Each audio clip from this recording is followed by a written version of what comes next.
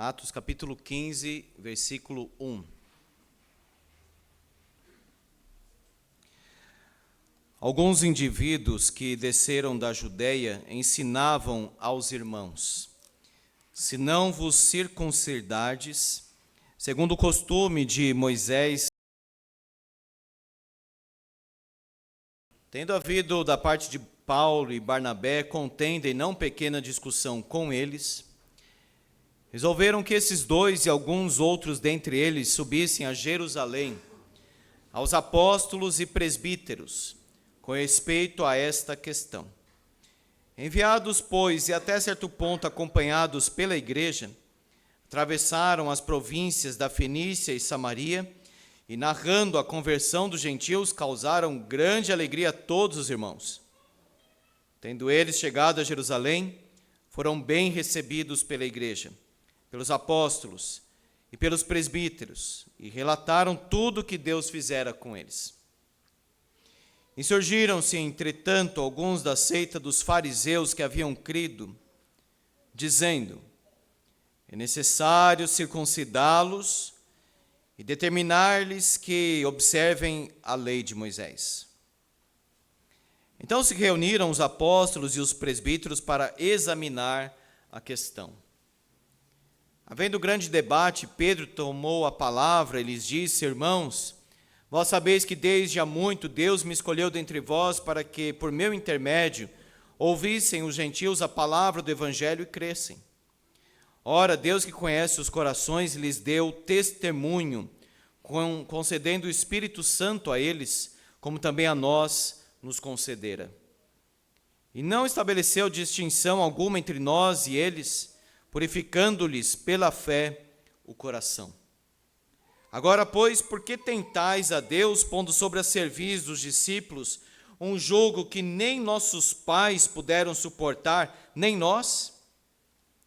Mas cremos que fomos salvos pela graça do Senhor Jesus, como também aqueles o foram. Toda a multidão silenciou, passando a ouvir a Barnabé e a Paulo, que contavam quantos sinais e prodígios Deus fizera por meio deles entre os gentios. Depois que eles terminaram, falou Tiago, dizendo: irmãos, atentai nas minhas palavras. Expôs Simão como Deus primeiramente visitou os gentios, a fim de constituir dentre eles um povo para o seu nome. Conferem com isto as palavras dos profetas, como está escrito: cumpridas estas coisas, voltarei e reedificarei o tabernáculo caído de Davi, e levantando-o de suas ruínas, restaurá-lo-ei, para que os demais homens busquem o Senhor, e também todos os gentios sobre os quais tem sido invocado o meu nome. Diz o Senhor que faz estas coisas conhecidas desde séculos.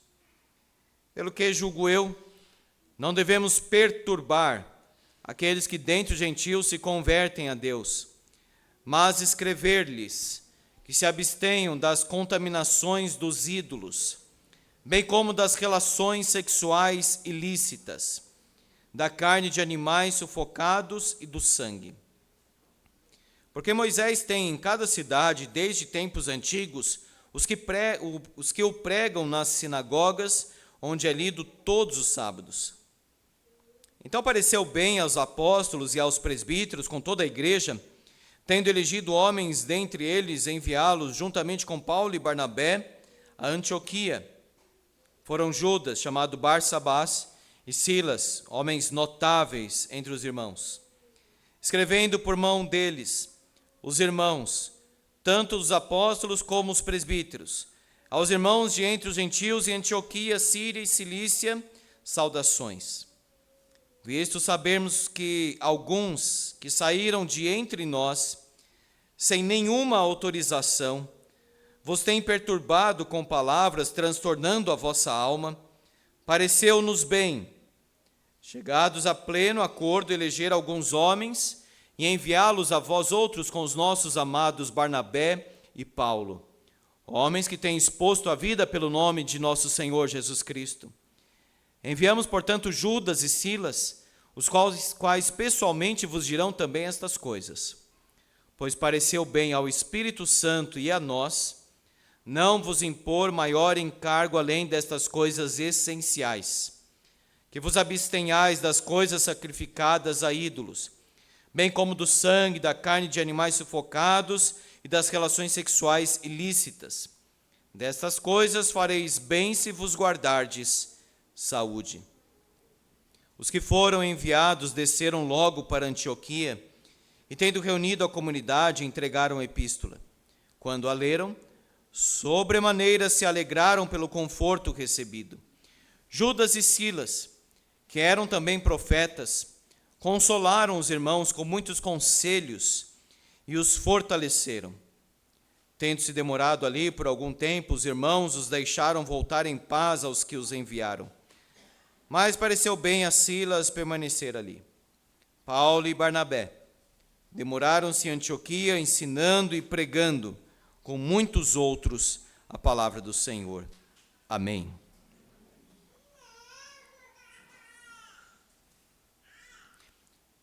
Esta reunião aqui de Atos 15 é chamada de o Concílio de Jerusalém. Um momento em que houve um debate sobre algum ponto relevante sobre a vida da igreja. Como um homem é salvo? Está escrito aí que alguns afirmavam: se não vos circuncidades, segundo o costume de Moisés, não podeis ser salvos. É claro que com a circuncisão, outras leis também estão implícitas, por causa do versículo 10. Fala sobre o jugo que nem nossos pais puderam suportar, nem nós. Se alguém perguntasse para você, você é salvo? Qual seria a resposta? Sim, não, talvez, não sei. Mas qual seria a justificativa ou o porquê dessa salvação? Sim, eu sou salvo porque eu observo a lei. Sim, eu sou salvo porque eu sou uma pessoa boa. Sim, eu sou salvo porque eu fui batizado. Ou no caso aqui, circuncidado. O texto nos dá a resposta. Olha o versículo 11. Cremos que fomos salvos pela graça do Senhor Jesus, como também aqueles o foram. Atos 15, 11. Fomos salvos pela graça. Nós temos um primeiro grupo aí nos primeiros versículos, judeus que subiram para Antioquia. E aí começaram a falar alguma coisa diferente. Se vocês não se circuncidarem, segundo o costume de Moisés, não podeis ser salvos. São os judaizantes. Aqueles que dizem o seguinte: não basta ter fé em Jesus. A salvação é mediante o cumprimento rigoroso da lei. Então houve uma contenda entre Paulo, Barnabé e este grupo de judeus. Levaram a questão para Jerusalém, onde nós tínhamos lá apóstolos e presbíteros. E eles se reuniram, por isso que chama de concílio. Concílio em Jerusalém para discutir a questão, debater o assunto, para que a igreja tivesse paz. Na verdade, esses judeus que subiram para Antioquia, eles estavam perturbando a igreja. Olha o versículo 24, sempre do capítulo 15.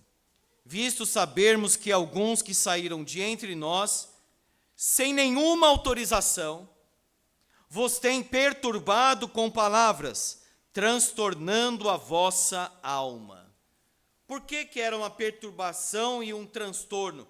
Porque estava lá o crente, o salvo, que confiou em Jesus, que recebeu um novo coração do Espírito Santo, mas agora vem uma nova doutrina e diz o seguinte: olha, mas você não é circuncidado, então você não é salvo. Aí o novo convertido ficava o quê, irmãos? Confuso. E essa confusão é perturbação para a alma.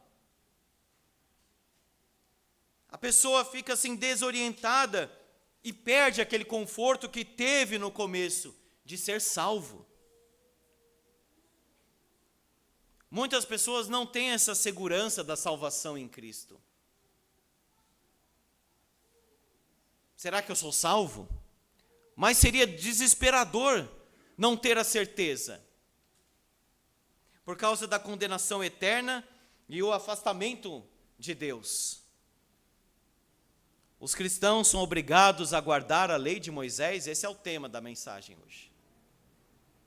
Essa é a discussão que permeia aqui o assunto de Atos capítulo 15.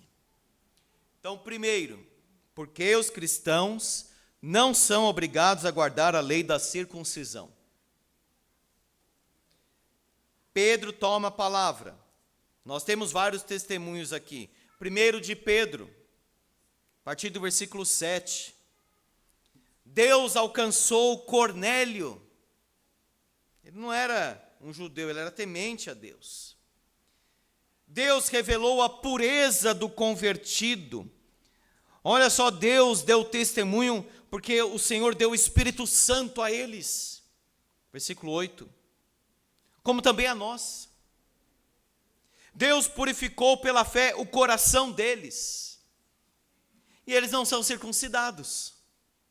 Esse é o argumento de Pedro. Eles não têm esta lei do Antigo Testamento para serem salvos. O apóstolo Paulo vai desenvolver ainda mais teologicamente esse assunto em Romanos, quando ele diz que Abraão creu em Deus, e isso lhe foi imputado para a justiça. Em Gênesis 15 nós temos esse relato. A circuncisão veio em Gênesis 17. Então não é a guarda da lei que salva o homem é salvo para guardar a lei. O testemunho de Pedro é o seguinte: Deus está salvando os gentios. Deus alcançou Cornélio, Deus enviou o Espírito Santo sobre os gentios, Deus purificou o coração deles. Como nós vamos negar o que o Senhor está fazendo entre os gentios? Primeiro testemunho de Pedro. Segundo, o testemunho da própria graça de Deus. Olha o versículo 8 e 9. Deus concede o Espírito Santo. Deus purifica pela fé o coração. Deus está fazendo esta obra da sua graça. Deus está enviando o seu Espírito. Deus está movendo, tocando os corações. Vocês não podem negar esta verdade. O testemunho de Pedro, o testemunho da graça, o testemunho do próprio judaísmo. Olha o versículo 10. Por que tentais a Deus? Pondo sobre a cerviz dos discípulos um jugo que nem nossos pais puderam suportar, nem nós. Às vezes, as pessoas exageravam na carga que o animal tinha que levar e colocavam um peso assim, o animal não conseguia nem andar, então tinha que dar uma aliviada. A lei do Antigo Testamento, a lei do judaísmo, não era para a salvação. Era para mostrar que nós somos pecadores. Ninguém aqui consegue abrir a Bíblia e falar assim: vou cumprir tudo perfeitamente para ser salvo. Já começou orgulhoso achando que pode. Já tropeçou na largada. Então se torna um peso e a pessoa não encontra descanso. Diz o hino que nós cantamos: o castigo da lei estava sobre mim. O hino anterior acho que dizia a espada da lei. Ou seja, a lei, sabe o que a lei faz, irmãos? Ela nos condena. Num segundo momento, salvos, aí sim nós vamos em busca da lei para fazermos a vontade do Senhor. Mas o próprio judaísmo deveria reconhecer: nós não conseguimos cumprir. Amarás o Senhor teu Deus toda a tua força, toda a tua alma, todo o teu entendimento. E amarás o teu próximo como a ti mesmo. Eu estava falando para os jovens hoje. É sair de si para fora, amar a Deus e amar o próximo. Não essa vida egocêntrica, voltada para si, não amar o próximo. Quem cumpre perfeitamente em todos os momentos isso? Então veja, nós não conseguimos suportar, diz o versículo 10, nem nossos pais, nem nós. Se a pessoa acha que é salva porque guarda o sábado, porque guarda a lei do Antigo Testamento, que faz tudo certo, então por que Jesus morreu? Por isso que entra esta afirmação no versículo 11, fomos salvos pela graça do Senhor Jesus. A salvação não é pelo homem igual, não é pelos sacramentos também. A salvação é pela graça do Senhor Jesus. Ele é o nosso Salvador. Ele é o mediador entre Deus e os homens. Pedro está dizendo o seguinte: nós somos pecadores e nós sabemos disso. Nós sabemos que não há nenhuma saída, nenhuma forma, nenhum caminho de salvação, exceto Jesus Cristo. O homem só pode ser salvo mediante Jesus Cristo. Não é nenhuma denominação, não é nenhuma operação humana, é somente Cristo. Quarto testemunho, testemunho de Pedro, da graça, do judaísmo, das missões. Veja o versículo 12. Toda a multidão silenciou. Olha como é interessante que Provérbios diz: na multidão de conselheiros há sabedoria. Pedro falou, agora Barnabé e Paulo vão falar. Contaram quantos sinais e prodígios Deus fizera por meio deles entre os gentios. Eles estão falando isso lá em Jerusalém. Deus está salvando os gentios. Deus está salvando os de fora, como os judeus falavam. Deus está fazendo uma grande obra entre as nações. E só atrapalharia o progresso dos gentios começar a dizer o seguinte: tem que circuncidar, não pode comer isso, não pode comer aquilo, tem que vestir essa roupa, tem que guardar o sábado desta forma.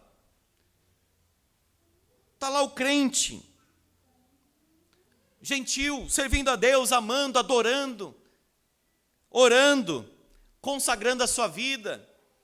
Aí chega um judaizante dizendo o seguinte: olha, tem que cumprir a lei, você não é salvo. Se você não cumprir isso, se não fizer aquilo, não é salvo. É o senhor moralista do livro O Peregrino. Moralista, legalista, dependendo da tradução. Aquele que coloca jugo, coloca peso sobre as pessoas. Não é bênção, vida, graça, santificação, é só peso. E peso legalista que a pessoa nem suporta.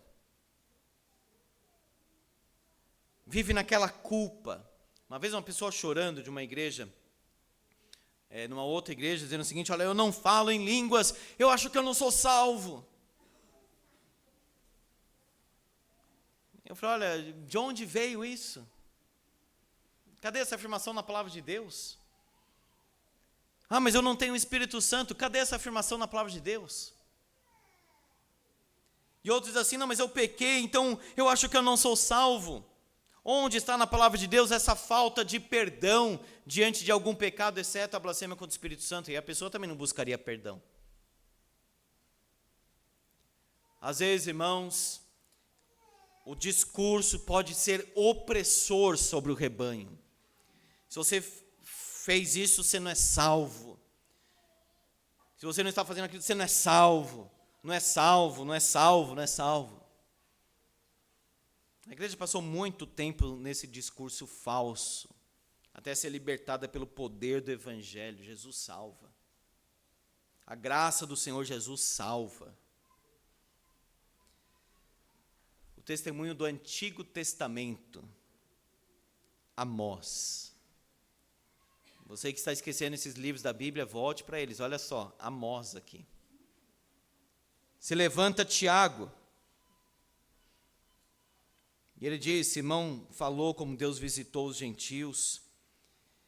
Isso nós podemos conferir, ou seja, bate, essa ideia da palavra conferir aqui, bate, está de acordo com o que está escrito. Ele cita Amós 9, 11 e 12. Cumpridas essas coisas, voltarei e reedificarei o tabernáculo caído de Davi, versículo 16. E levantando-o de suas ruínas, restaurá-lo-ei. Está falando aqui num sentido espiritual. Ressurreição de Cristo e redenção da igreja, o tabernáculo de Davi. Talvez o Lucas nem pensou nisso e na oração dele falou, né? O tabernáculo caído de Davi, que o Senhor está levantando a igreja, a redenção, a ressurreição, a vida. Olha só, para que os demais homens busquem o Senhor e também todos os gentios. Lá em Amós, lá atrás, sobre os quais tem sido invocado o meu nome. Olha aí. O nome de Deus invocado entre os gentios, aqueles que não são circuncidados. Tiago está dizendo, olha, os irmãos estão falando do que Deus está fazendo entre os gentios, e isso está de acordo com Amós. Olha a orientação bíblica para o debate. Sem desordem, sem confusão, um fala, o outro fala. E agora eles estão vendo que o Senhor está agindo e cumprindo o que Amós profetizou. Esse era o plano de Deus, diz aí o versículo 18. A vida eterna sem perturbação para os gentios. Olha só o versículo 19, Tiago diz, julgo eu, não devemos perturbar aqueles que dentre os gentios se convertem a Deus. Amados irmãos, o crente precisa abandonar o pecado. Não é isso que está dizendo aqui. Precisa abandonar o pecado. Nós estamos falando daquela lei do Antigo Testamento, aquelas regras, aquelas formalidades, digamos assim. Mas hoje nós podemos, por exemplo, alguém que está conhecendo o Evangelho, já trazer assim uma lista de tantas coisas que a pessoa precisa fazer. Ela mal conhece Jesus ainda. O homem precisa, antes de tudo, ter um encontro real e profundo, vivo com Jesus Cristo. A consagração vem do relacionamento com Cristo. Então o Tiago está dizendo, nós não devemos perturbar os convertidos. Vida eterna sem perturbação. Segundo, por outro lado, então, os cristãos estão isentos de guardar toda a lei de Moisés? Então, não é para observar estas leis rituais, então é livre. Está totalmente aberto, assim, é a graça que deixa a pessoa livre para fazer o que quiser. Não, aí não. A graça é a graça santificadora. É a graça que educa na santidade.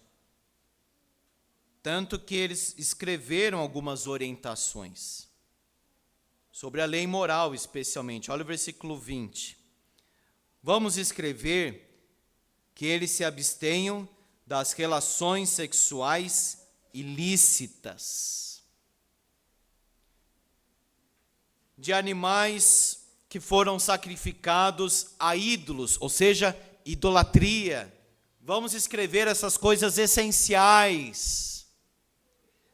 Vamos orientar a igreja, não sobre tem que circuncidar, tem que guardar sábado, tem que fazer isso, tem que fazer aquilo outro, não. Vamos escrever sobre a pureza do coração, da mente, dos relacionamentos. Os cristãos devem guardar a lei moral.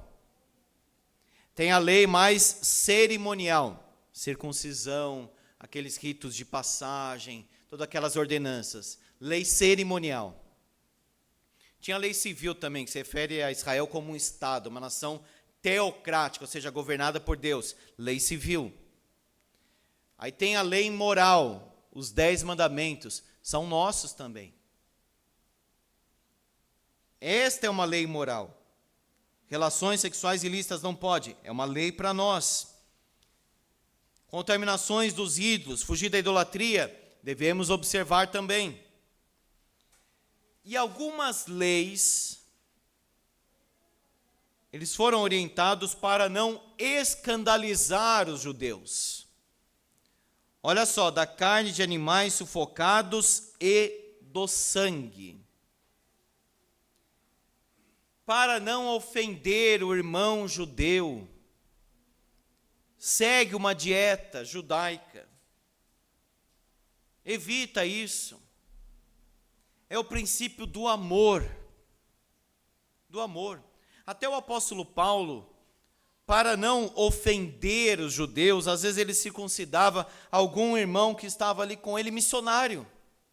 Procedia-se ali a circuncisão, está em Atos 16, versículo 3, quis Paulo que ele fosse em sua companhia, e por isso circuncidou por causa dos judeus.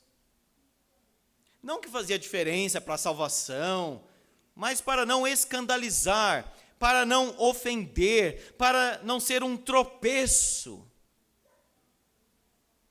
A orientação, então, segue o princípio do amor. Nós temos muitos judeus que pregam nas sinagogas, então vamos evitar essa ofensa, esse atrito, essa falta de relacionamento ajustado. Evita isso. Algumas coisas, irmãos, nós precisamos deixar de fazer, talvez até não tem problema, mas para não ofender o outro. É o princípio do amor que Paulo fala em Romanos, em Coríntios. Vai ofender o irmão, vai atacar, vai ser um tropeço na vida dele. Pode ser deixado de lado, faça isso, em nome do amor cristão. Terceiro e último lugar, última pergunta. Quais são as implicações, então, de não estarmos sob o jugo da lei? A lei não salva, mas a lei santifica. Em que sentido? Quando nós buscamos a lei de Deus, nós buscamos a vontade de Deus. Veja, enviaram irmãos fiéis com uma carta, propagação, submissão. Alguns saíram dentre nós sem nenhuma autorização, gente insubmissa e rebelde, que sai para perturbar a igreja. Não está debaixo da autoridade dos apóstolos, presbíteros. Então só causa perturbação. Tem perturbado com palavras, transtornando a alma. Então tem o concílio. No caso da nossa igreja, na nossa denominação, tem o presbitério, tem o sínodo, tem o Supremo Concílio, e no caso da igreja local tem um conselho para orientar a igreja. Não é assim, cada um vai falar o que acha, o que deve ser. Não, tem um princípio de autoridade na igreja. Então, eles foram eleitos aqui com uma carta. Essa carta seria lida para a igreja e esta é a orientação oficial para a igreja. Isto é a ordem. Isto é o princípio de autoridade que nós temos nas Escrituras. Submissão, não com alguém que apareceu sem autorização, do nada, que quer pensar por si. Não. Agora, diante do concílio de Jerusalém. Diz eles, pareceu-nos bem, versículo 25, chegados a pleno acordo, versículo 25. Aqui no sínodo, no Supremo Conselho da Igreja, às vezes tem debate sobre assunto, às vezes no último Supremo Concílio teve lá um debate de horas e horas e horas. Fala gente de todos os estados, um concorda, outro discorda, mas vai entrando às vezes num consenso, para depois baixar as decisões para as igrejas. É bom esse modelo. É algo em conjunto. Pareceu-nos bem, chegados a pleno acordo. Não é um homem que decide sobre a igreja. É o concílio. São pessoas que falam, que colocam. E olha só o versículo 28. Pois pareceu bem ao Espírito Santo e a nós não vos impor maior encargo além destas coisas essenciais. Pareceu bem aos apóstolos, versículo 22, pareceu-nos bem, versículo 25, pareceu bem ao Espírito Santo e a nós, versículo 28. Ou seja, nós devemos rogar para que o Espírito Santo esteja agindo neste acordo dos pensamentos, das palavras, das ideias, das inclinações. Pareceu bem. A vontade de Deus revelada através do concílio da igreja, do debate dos presbíteros e apóstolos. O que isso faz para a igreja? O que isso traz? Alívio. A igreja estava reunida agora em Antioquia, leram a carta, e olha o versículo 31, sobremaneira se alegraram pelo conforto recebido. Quando a igreja entende que ela não está debaixo do jugo da lei, e não está debaixo da orientação de uma pessoa em particular, ela sente alívio. Se alegraram pelo conforto. O conforto da cruz, o conforto da verdade, o conforto da vida. Cristianismo não é peso, é vida. Se para você viver com Jesus, viver na igreja e fazer as coisas da igreja assim tem sido um peso, uma coisa está fora de lugar, está errado. Porque viver com Cristo, viver a vida da igreja, da comunhão, deve ser algo de alegria, de paz, de comunhão, de fraternidade. João diz que seus mandamentos não são pesados, penosos e difíceis. A igreja recebe aqui conforto. Olha só, paz. Os irmãos os deixaram voltar em paz. Permanência, versículo 34. Mais pregação, versículo 35. Jesus é o fim da lei. Está lá em Romanos 10, 4. Ou seja, ele é a finalidade da lei. Paulo disse em Gálatas, nós lemos, eu morri para a lei. Ou seja, o meu relacionamento não é com a lei para a salvação, é com Cristo, que cumpriu a lei em nosso lugar. Amado irmão, novamente, por que você é salvo? Se alguém perguntasse para você como eu posso ser salvo, qual seria a resposta? Guarda a lei? Seja bonzinho? Faça as coisas corretas? Ou, em primeiro lugar, creia em Jesus Cristo como Senhor e Salvador? Às vezes se inverte a ordem e a pessoa fica naquele jugo, aquele peso da lei, aquela condenação. Eu não faço direito, eu não sei fazer, eu acho que Deus é um juiz irado contra mim. Mas quando a pessoa conhece o sacrifício de Cristo na cruz e confia neste sacrifício para ser perdoado, aí ela sente leve. Eu fui perdoado. Agora estou livre para obedecer a Deus. Agora estou livre para amar a Deus, viver com o Senhor e fazer o que lhe agrada. Não para ser salvo, mas porque eu sou salvo. A salvação é pela fé. A salvação é pela graça. A salvação é mediante Jesus. Louvado seja o seu nome. Amém. Vamos orar.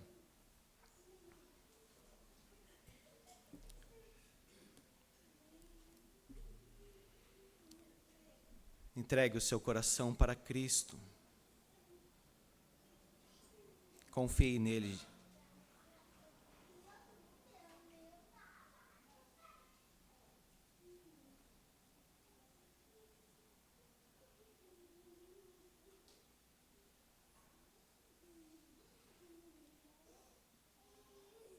Nós louvamos o teu nome, ó Deus, pela nossa salvação. Não está em nós, é somente pela graça de Jesus Cristo. Fomos salvos pela graça do Senhor Jesus. É a tua graça, Senhor, que nos salvou, a tua graça que nos sustenta. Chegaremos lá, Senhor, pela graça do Senhor em Cristo Jesus. Ó Deus, nós queremos viver nesta confiança, a confiança na tua graça, a confiança na tua promessa, Pai. Nós somos pecadores, nós quebramos a tua lei.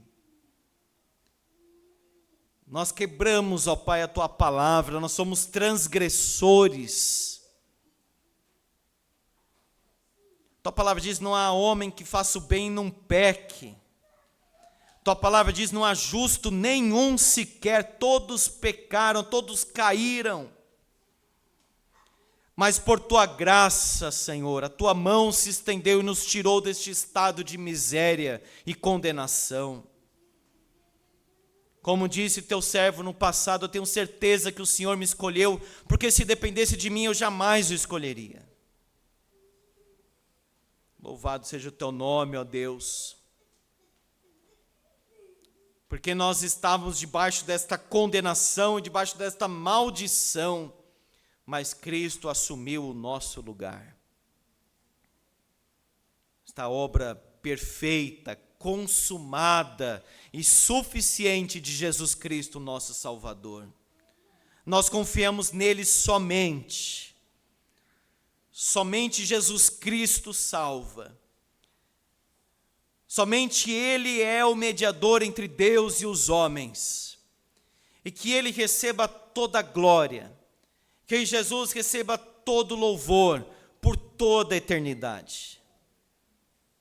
Oh, Pai, obrigado por essa segurança para o nosso coração, para a vida da Tua igreja. Este alívio para a alma. Que o Senhor nos ama em Cristo Jesus. Como afirma a tua palavra, pela graça sois salvos. Isso não vem de vós, é dom de Deus, não de obras, para que ninguém se glorie. Receba, Senhor, toda a glória é tua. Toda a glória fica para o Senhor, somente para o Senhor, em nome de Jesus. Amém.